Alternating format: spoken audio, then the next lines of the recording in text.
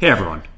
I want to talk about something important today because it's time to get back to our roots around free expression on Facebook and Instagram. I started building social media to give people a voice. I gave a speech at Georgetown 5 years ago about the importance of protecting free expression, and I still believe this today. But a lot has happened over the last several years. There's been widespread debate about potential harms from online content. Governments and legacy media have pushed to censor more and more. A lot of this is clearly political, but there's also a lot of legitimately bad stuff out there. Drugs, terrorism, child exploitation.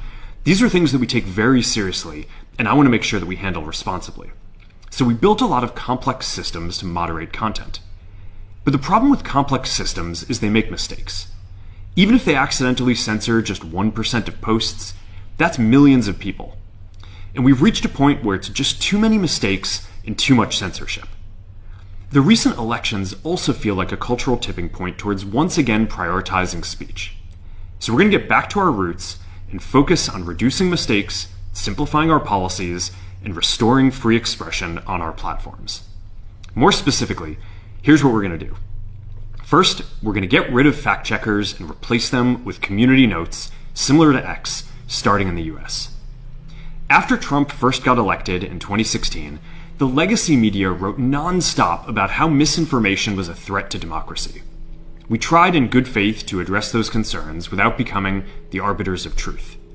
But the fact checkers have just been too politically biased and have destroyed more trust than they've created, especially in the US. So over the next couple of months, we're going to phase in a more comprehensive community notes system. Second, we're going to simplify our content policies and get rid of a bunch of restrictions on topics like immigration and gender that are just out of touch with mainstream discourse. What started as a movement to be more inclusive has increasingly been used to shut down opinions and shut out people with different ideas, and it's gone too far.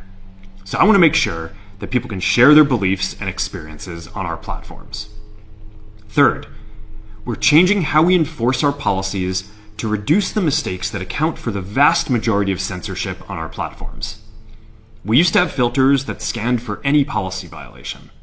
Now, we're going to focus those filters on tackling illegal and high-severity violations.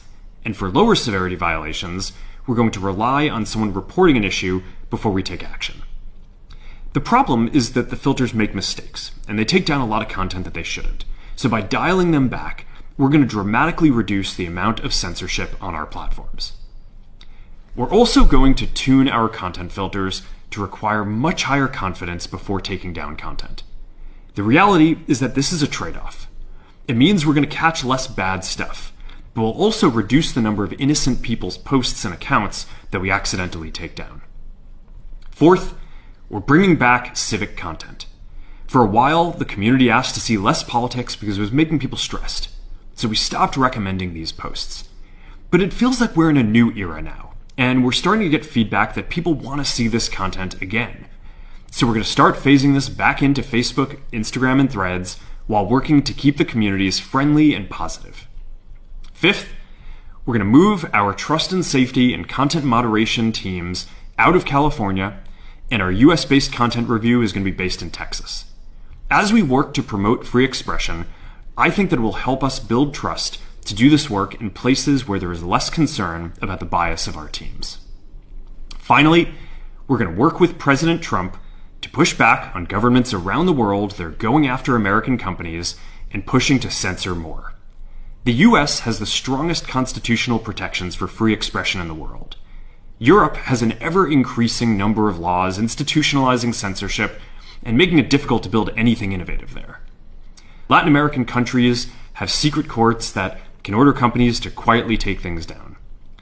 China has censored our apps from even working in the country. The only way that we can push back on this global trend is with the support of the US government. And that's why it's been so difficult over the past 4 years when even the US government has pushed for censorship. By going after us and other American companies, it has emboldened other governments to go even further. But now we have the opportunity to restore free expression, and I am excited to take it. It'll take time to get this right, and these are complex systems. They're never going to be perfect. There's also a lot of illegal stuff that we still need to work very hard to remove. But the bottom line is that after years of having our content moderation work focus primarily on removing content, it is time to focus on reducing mistakes, simplifying our systems, and getting back to our roots about giving people voice. I'm looking forward to this next chapter. Stay good out there, and more to come soon.